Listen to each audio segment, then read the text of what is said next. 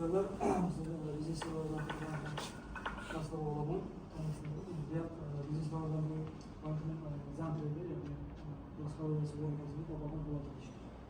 Ve sorularımız takip transportlaması. Assalomualaikum. Yaxshimisizlar? Mubobaxon.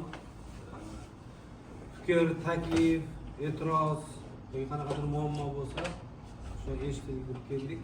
Balki vaqtlaringizni ko'p olmaymiz, ochiq gap bilan.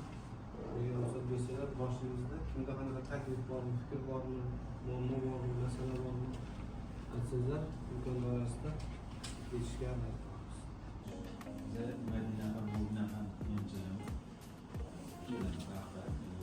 alacak summamız Kubra soruvatımızı 224 dolar valutni soruvatıydı.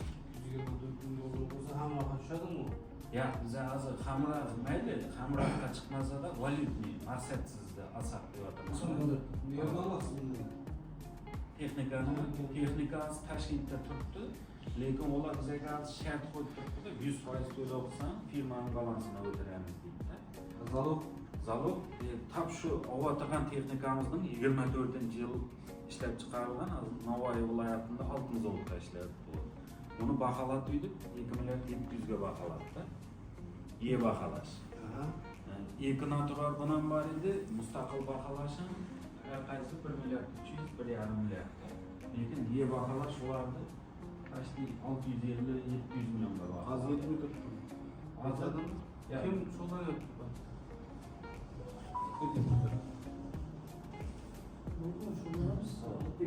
Zalog yetadimi? Zavodda Muammosi yo'q turibdi. Karamanlar kelishamiz. Madina xonim ismingiz kim edi? Rasulbek. Demak, bankda produkt bor sizga kerak. Bor. Shartlarga o'z gapirishingizdan rozisiz.